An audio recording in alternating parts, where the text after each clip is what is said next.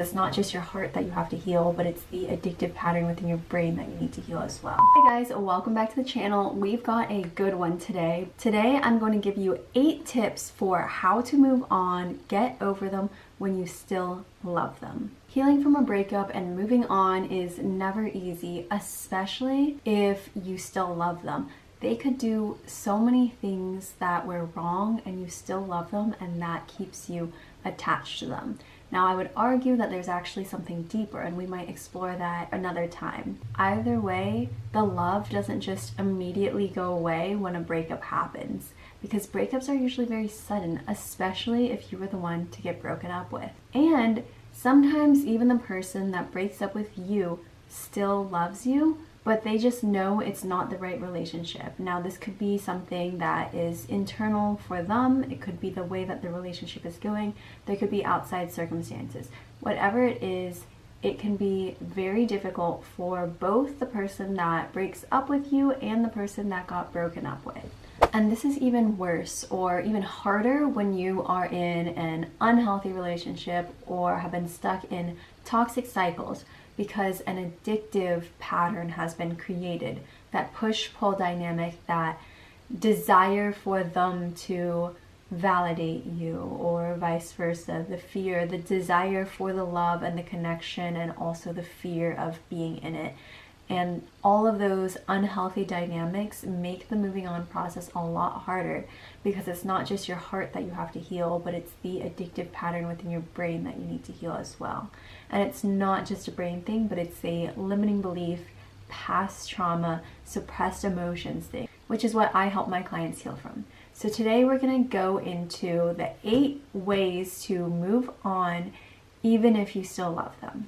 So I think a lot of people get confused with this idea of unconditional love. Unconditional love does not mean unconditional access. So you can love somebody and still break up with them. You can love somebody and still have boundaries. You can love somebody unconditionally and still know that they're not right for you. Still know that the relationship is not going to work out, and that is okay. You can love someone from afar. Love doesn't mean tolerating abuse. Love doesn't mean that you get to be used, that your needs don't get met, that you have to suppress the things that you want in order to keep the peace, in order to maintain the relationship. Love does not mean tolerating abuse. In every relationship between 2 people, there is the love between them, but there's also the love within yourself. The love and respect that you have for yourself must surpass your desire to keep another person in your life, no matter how much you love them. Once you understand this, it will help you move on, because you'll have a less resistance. You'll understand what it is that you deserve and what love really means and really looks like. If you want to go deeper into this, I do one-on-ones. Number 2 is radical acceptance. So radical acceptance means that you accept everything on an as-is level. It means that you accept what is reality. You don't hold on to a fantasy. You don't hold on what you wish could have happened. You don't hold on to the past. You accept what is. You are very mindful and present of the current moment, and you know that you will be okay. Acceptance is eliminating the resistance you have to the current reality. You accept what is, and that will help you move on, because you're no longer fighting the past. You're no longer trying to hold on to what you imagined there could be, or even the hope that something will come back together. You accept what is, and that frees up the space in your mind, in your body, to be able to move on and find what is right for you. Holding on to what could be keeps you stuck. Radical acceptance lets you be free.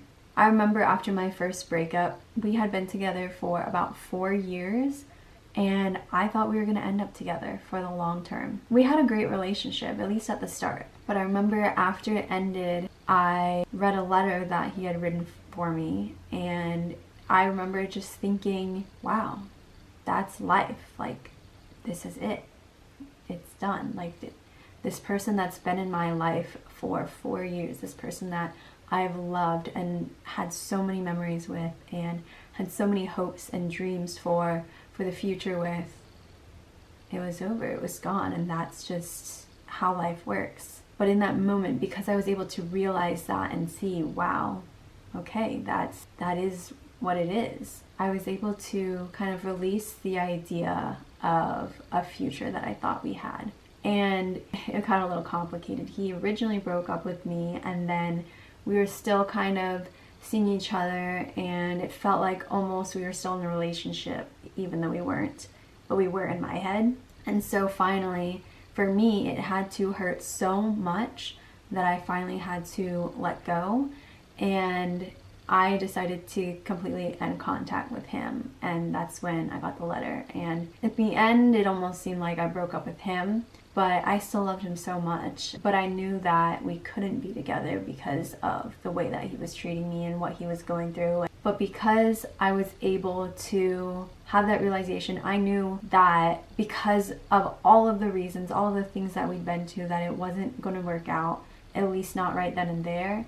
I was able to say, okay, I accept that. I can release this tight grip that I have, this tight grip that was not only holding me onto the relationship, but holding me onto all of the pain that was coming with the relationship that we had. And so when I was finally able to let go, it hurt, it was sad, but it was also this kind of breath of fresh air at the same time. And because I was able to have that acceptance, I was also able to start focusing on myself and move forward in the healing process. Number 3, get very clear on why you can't be with them. Whether this is because of unhealthy things that you experienced within the relationship, or external circumstances like your parents don't want you to be together, or you live too far away, it's not possible to maintain the connection from that distance. Whatever it is that is keeping you apart, make a list of it so that you can see on paper why it is that this relationship isn't going to work out, at least not now. Because it shifts you back into this state of logic instead of just feeling in all of the emotions and the turmoil and like the addictiveness of being stuck on and obsessed with this person. You have to get back to, why is it that this breakup has happened? And this helps you take off those rose-colored glasses, the glasses of love that help you see everything from a very positive and optimistic point of view, and actually look at it in an objective way, which will allow you to move forward. Because most of the time, the relationship that you were in, especially if there was a breakup, there's some significant reason why you can't be with each other. That could be because one person is emotionally unavailable, which it could really be both people. It could be the external circumstances. It could be a fight that happened. It could be a behavior that happened. Whatever it is, there was a reason that this relationship came to an end. So write down that. Write down the things that you didn't appreciate in the relationship, things that were taking you down. Whatever it is, any of the things that were not healthy to you or supportive for you, make a list so that you can reference back to that whenever you're feeling like you miss them so much and you feel like the relationship was amazing and perfect.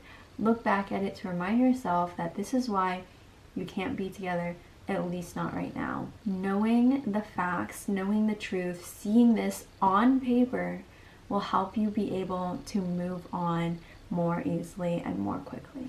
Number 4 is get clear on your boundaries. You can even use the list from number 3 to help you identify what are boundaries for you.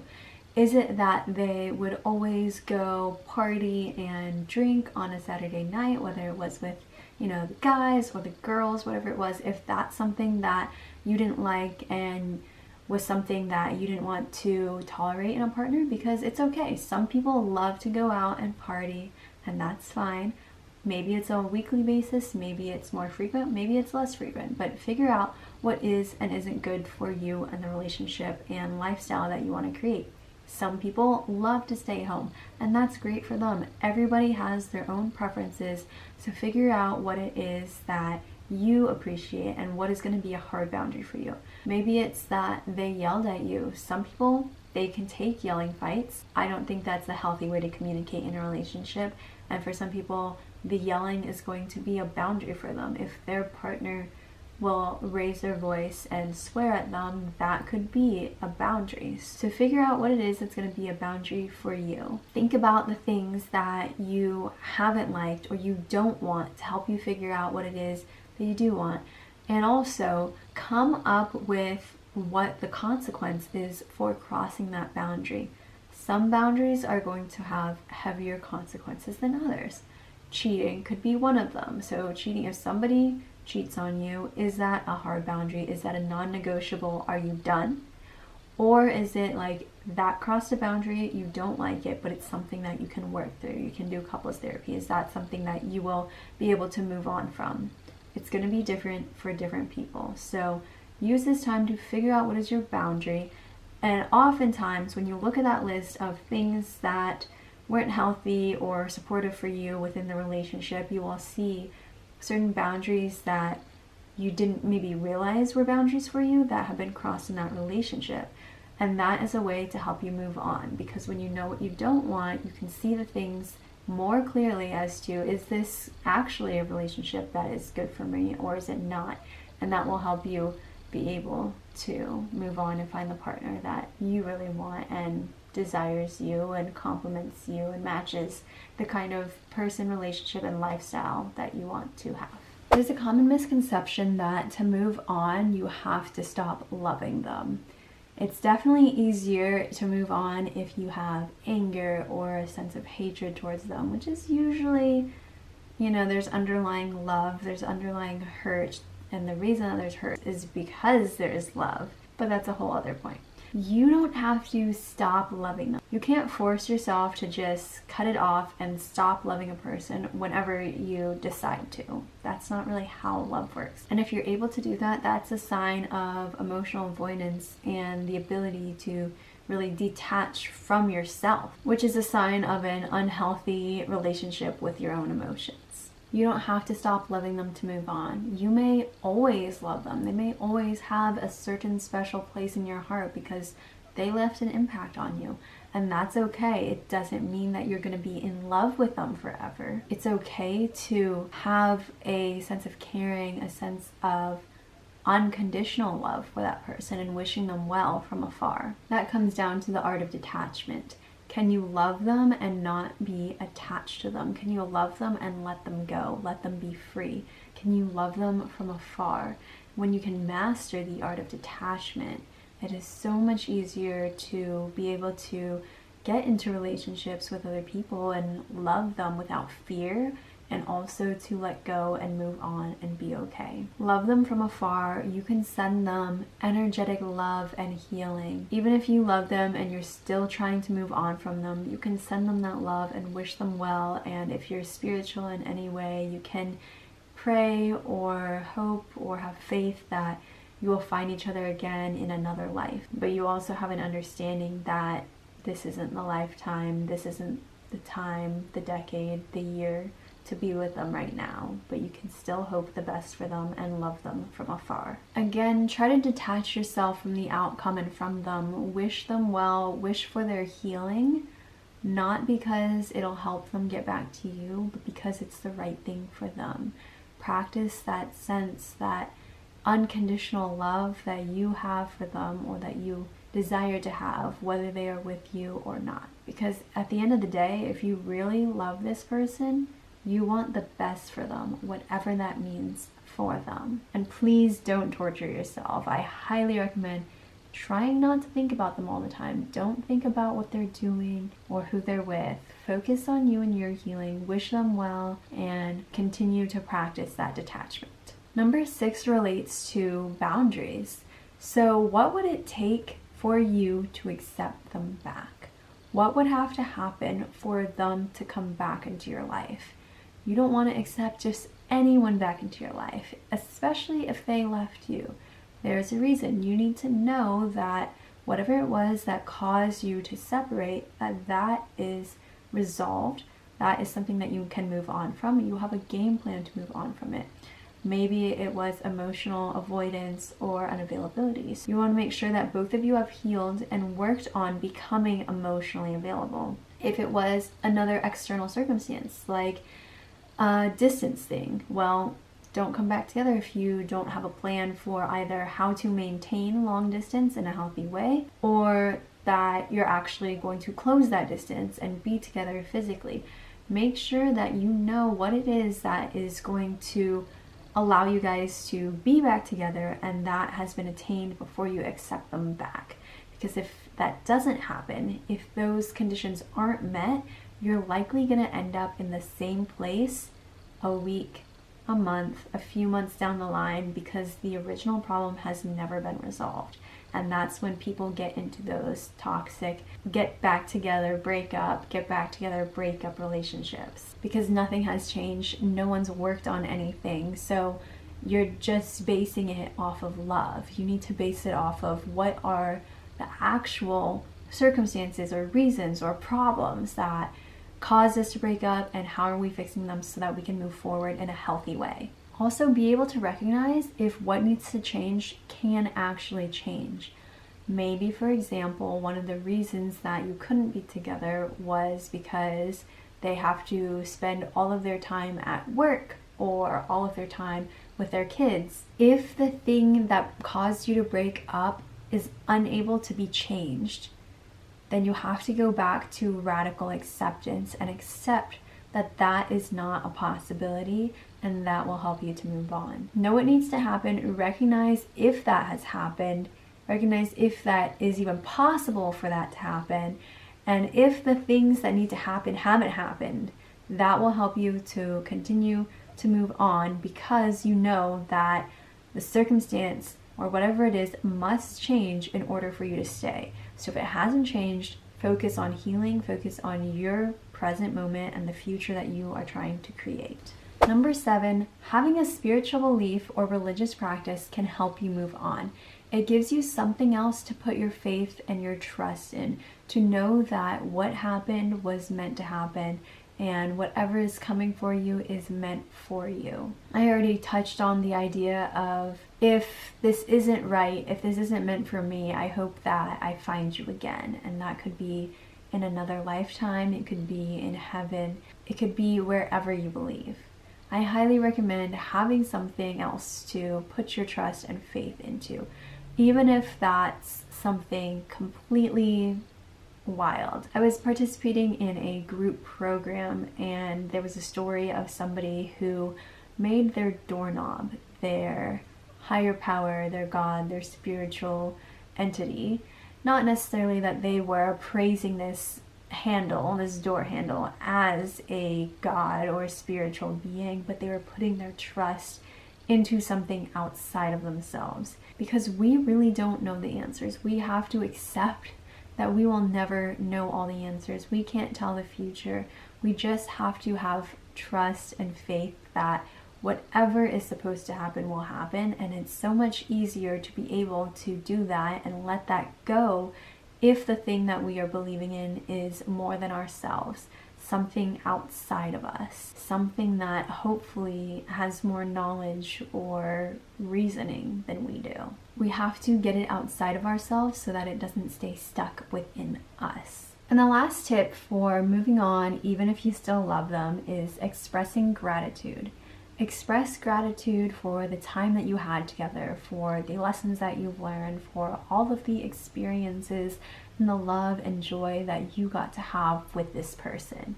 Gratitude shifts you into an open, abundant mindset, and it helps you manifest more positive things into your life. Gratitude shifts you into a state of openness, peace, and acceptance, which is, as we know, the key to moving on, even if you still love them.